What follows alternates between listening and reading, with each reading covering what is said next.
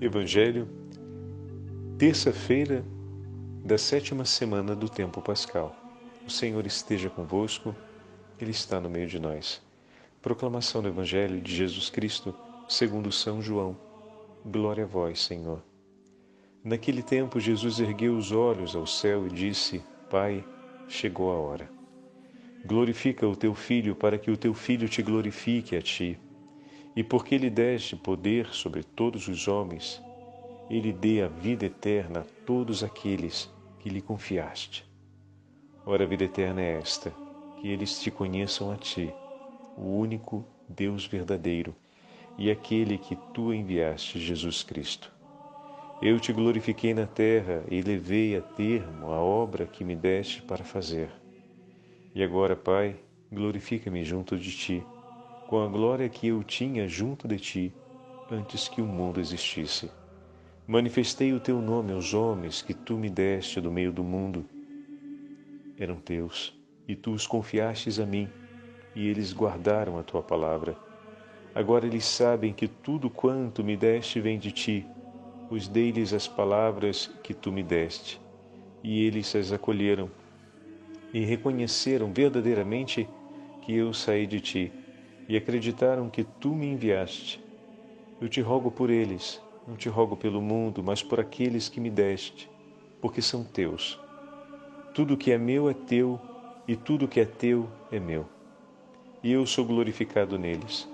Já não estou no mundo, mas eles permanecem no mundo, enquanto eu vou para junto de ti. Palavra da salvação. Glória a vós, Senhor. Terça-feira da 7ª semana do tempo pascal, em nome do Pai, do Filho e do Espírito Santo. Amém. Queridos irmãos e irmãs, hoje a Santa Liturgia nos dá a graça de começarmos a meditação do 17º capítulo do Evangelho de São João, que traz a oração sacerdotal de Nosso Senhor. Como é bonito ouvirmos o início da oração que Jesus eleva ao Pai nesse momento tão importante em que chegou a hora de glorificar o nome de Deus através da sua entrega na paixão. Escreve São João: assim falou Jesus, e erguendo os olhos para o céu, disse: Pai, chegou a hora, glorifica teu Filho, para que teu Filho te glorifique. E que pelo poder que lhe deste sobre toda a carne, ele dê a vida eterna a todos os que lhe deste. E nessa primeira parte do primeiro e segundo versículo, já vemos a súplica que o Senhor ergue ao Pai para que seja glorificado, mas não para ter Ele a glória, mas para render glórias ao Pai por tudo aquilo que fez e realiza em sua vida. Olha, meus queridos irmãos e irmãs, a humildade, o esvaziar-se de nosso Senhor, tudo que pede e deseja é para a glória do Pai. Olha aqui uma grande lição para a gente. E tudo que eu desejo na minha vida e busco na minha vida, tudo que peço a Deus na minha vida, é para a glória do seu santo nome? Vem, Espírito Santo, e ilumina-me para que eu possa pedir e desejar tudo aquilo que seja para a maior glória do Pai, para a maior glória de Deus. E desse modo estaremos sendo como Jesus, estaremos seguindo os passos de Jesus. Vê o primeiro versículo, como é que tem um impacto sobre a nossa vida, como pode nos ajudar a rezar, olhando essa oração de Jesus no momento tão derradeiro da sua caminhada com os apóstolos. E logo em seguida, o Senhor acrescenta uma outra súplica, que pelo poder que o Pai lhe concedeu, Ele possa conceder a vida eterna a todos aqueles que o Pai lhe entregou. Em outras palavras, estamos revendo aqui a oração lá de trás do 6º e do 10º capítulo, que não se perca nenhum daqueles que o Senhor me entregou. Na sua autoridade sacerdotal, Jesus intercede por nós, para que não se perca nenhum daqueles que lhe foram entregues. para que todos conquistem a vida eterna. Você imagina que diante de um pedido desse, feito por Jesus ao Pai, o Pai há de dizer que não? Não, né, meus irmãos? Mas, ao mesmo tempo, diante de um pedido como esse, o Senhor suplica por nós a vida eterna. E o quanto eu olho para essa verdade que Jesus me entrega, que Jesus reserva por mim, e digo, Senhor, obrigado, ajuda-me a viver esse desejo, ajuda-me a viver essa verdade que o Senhor está e que o Senhor conquistou por mim. Ele dê a vida eterna a todos os que lhe deste. Que o Pai confirme por nós, que o Pai confirme em nosso favor a participação na eternidade. Essa mesma súplica, podemos fazer essa passagem, né? Rezamos assim pela nossa família, porque como Jesus rezou assim por nós, hoje, como batizados que somos, sabemos que a nossa esposa que é batizada, que o nosso marido que é batizado, que os nossos familiares que são batizados, que os nossos filhos que são batizados, fazem parte e estão sob essa mesma intercessão direta que nosso Senhor Jesus Cristo está fazendo no capítulo 17. Eu, quando rezo pela minha esposa, pela minha família, pelos meus familiares, que estamos unidos pelos vínculos de sangue, ou estão pelos meus amigos, que estamos unidos por um laço profundo de amizade, e também estamos unidos pelo vínculo do batismo, eu tenho rezado suplicando a Jesus essa verdade que Ele próprio suplicou ao Pai, que se confirme por eles a vida eterna, que eles cheguem à vida eterna, que a eternidade seja para nós. Em outras palavras, que eles sejam santos como Deus é santo. Senhor, eu te suplico em favor da minha família. Conduze-nos juntos à eternidade, Senhor. Tu que desejastes a vida pelo meu filho, pela minha esposa, eu te peço, Senhor, ou melhor, Senhor, eu digo junto contigo, amém. Confirma, Senhor, aquilo que desejastes. Eu desejo todo o bem do mundo para minha esposa e para os meus filhos, mas eu não tenho poder de realizar por eles e concretizar em favor deles a graça da vida eterna, mas o Senhor já conquistou, então eu me uno a Ti, Senhor, e entrego a minha vida em Tuas mãos, para ela ser um testemunho em favor deles, para que eles digam também amém e abracem aquilo que o Senhor conquistou por eles e entregou em favor deles. Eu me uno a Ti, Senhor, e entrego minha vida junto a essa sua prece. O Senhor entregou-se por amor pela nossa salvação. Eu me uno à sua oferta de amor, a fim de que a minha família trilhe o caminho da salvação. Eu me entrego contigo, Jesus. Eu me faço oferta contigo pela salvação do meu filho, que está enveredando por um caminho muito estranho, pela salvação do meu irmão, que está passando e está se embrenhando numa estrada terrível, pela salvação da minha irmã, pela salvação do meu pai, pela salvação, enfim. E nós colocamos ali a intenção daquelas pessoas por quem somos chamados e obrigados a orar, como nos fala a oração diante do Santíssimo Sacramento. Obrigado não porque somos constrangidos, mas porque, em ordem à caridade a que estamos chamados a viver, como escreve São Bernardo, não podemos fazer por menos, porque em Cristo estamos todos unidos no vínculo da caridade. E mais ainda, se o Senhor me une por laços tão estreitos assim, além dos laços batismais, mais dever e compromisso com a caridade se consolida na nossa experiência, na nossa relação, e isso merece ser vivido. pois Deus assim consentiu desde sempre e nos conduziu sob esses vínculos até as águas do batismo.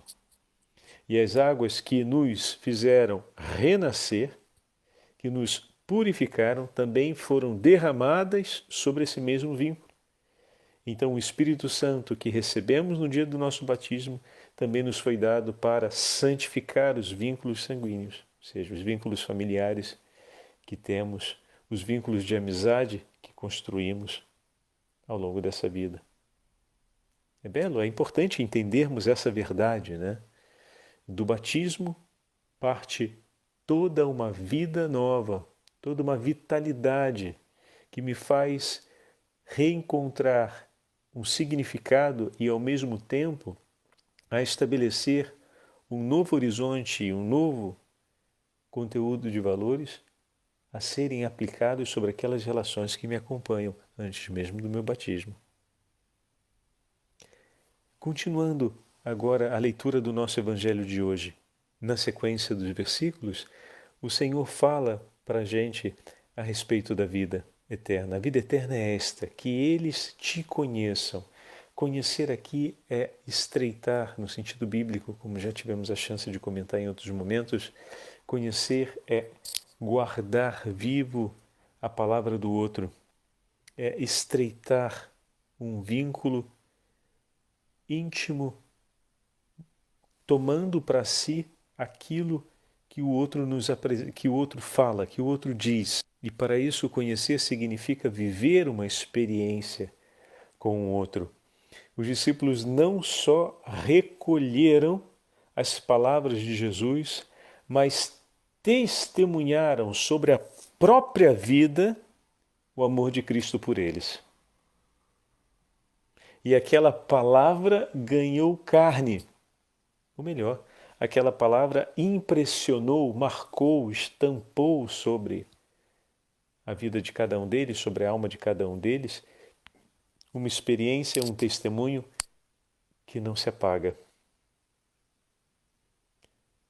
Quem me viu, quem me vê, vê o Pai. Assim o Senhor respondeu a Filipe. E como meditamos, falando sobre esse trecho do Evangelho, trata-se de ver Deus presente em cada um dos atos de nosso Senhor. E que maravilha pensarmos nisso, meus irmãos, porque quem é o cristão no mundo? Se lembramos a carta de Ogneto, que tanto nos tocou quando tivemos a oportunidade de meditá-la juntos, o cristão no mundo, ele é a presença do próprio Cristo. A nossa presença no mundo leva as pessoas a conhecer a profundidade do amor de Deus. Esse é um compromisso e tanto, hein? Né?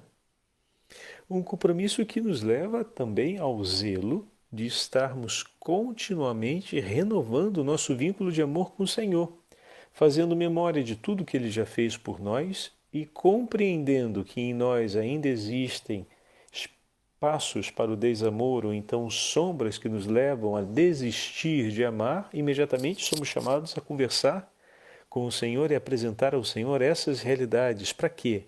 Para que Ele nos complete, ou seja, para que não haja espaço onde Deus não esteja presente na nossa vida, que Ele seja de fato tudo em nós e que tudo em nós seja dele.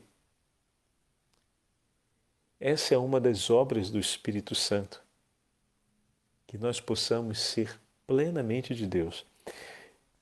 E depois, entre o versículo 4 e o versículo 5, o Senhor continua o diálogo da glorificação. E ao versículo 6 ele diz: manifestei o teu nome aos homens, que do mundo me deste.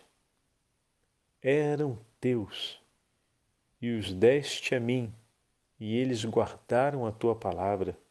Bendito seja Deus. Olha o Senhor testemunhando em nosso favor.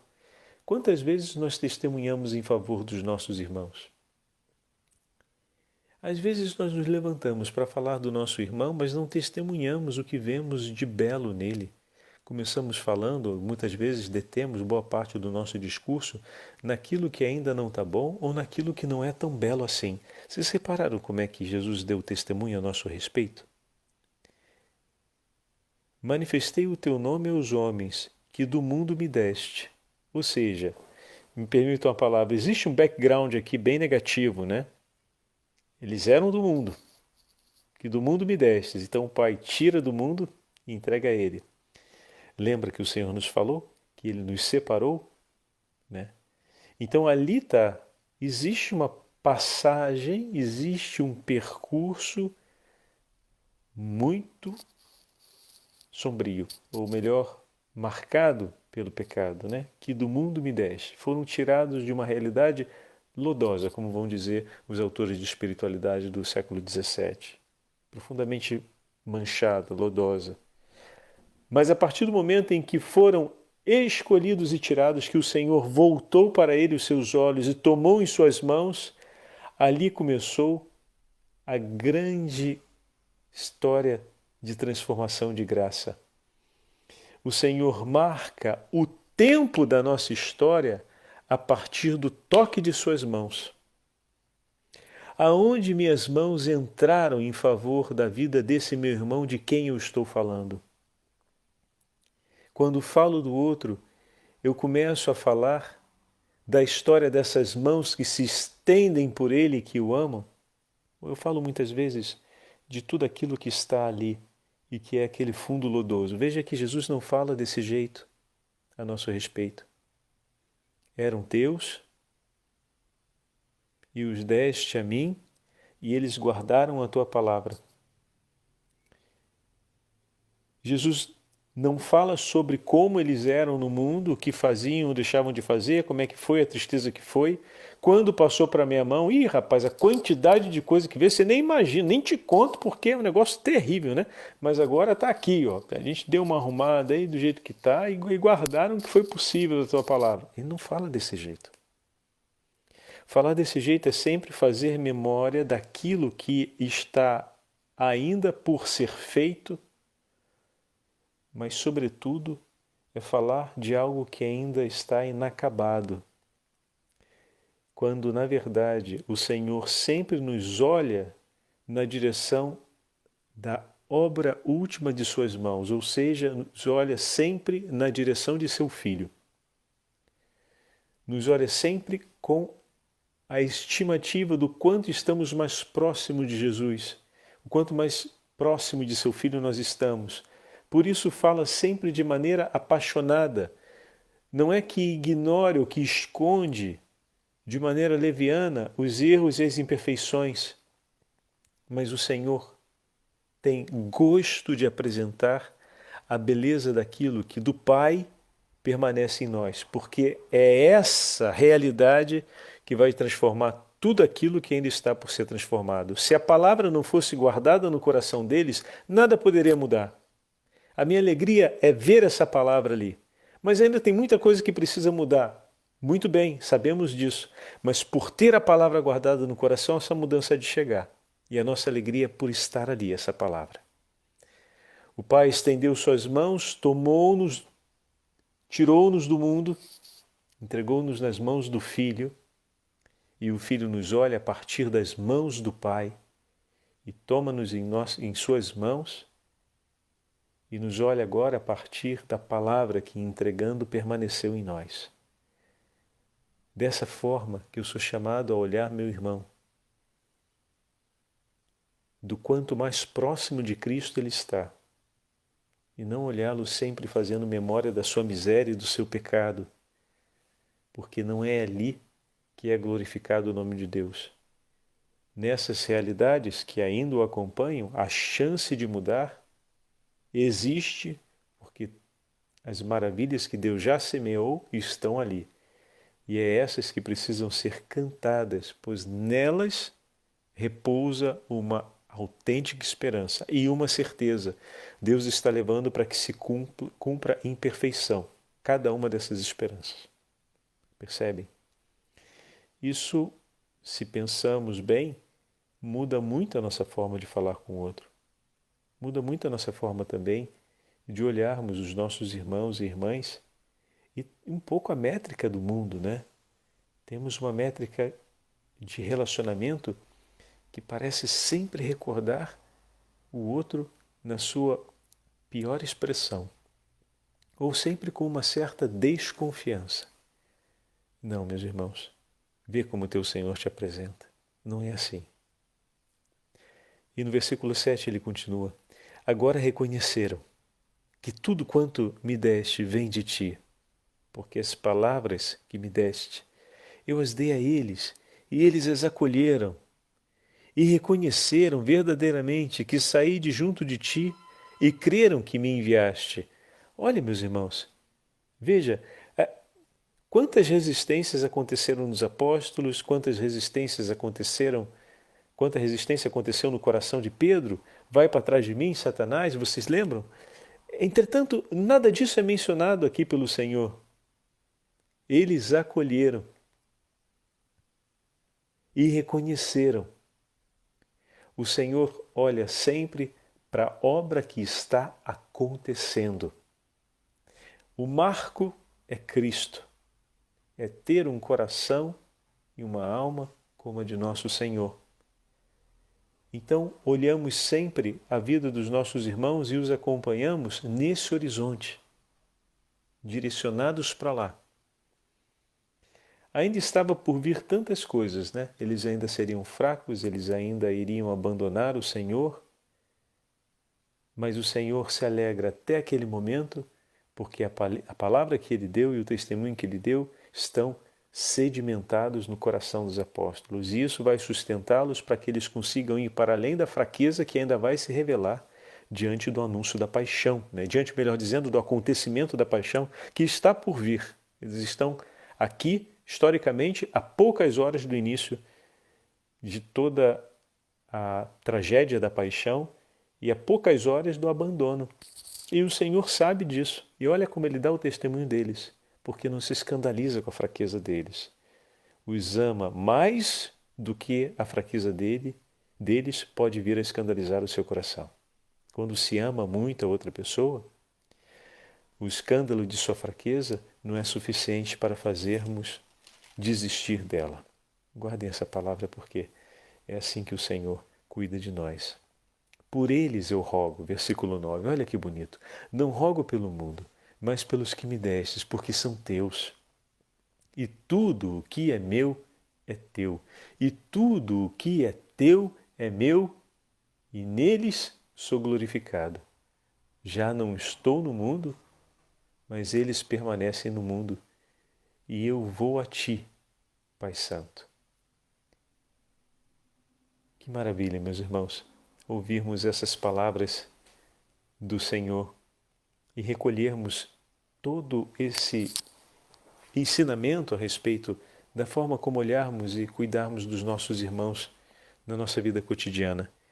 Queria aproveitar nesses últimos minutos para ler com vocês, estamos na semana que nos leva a Pentecostes, esse breve texto de São Basílio Magno, que nos fala a respeito da ação do Espírito Santo em cada um de nós, porque para vivermos aquilo que ouvimos agora no testemunho de nosso Senhor, precisamos pedir sempre que o Espírito Santo realize a sua obra em nosso coração.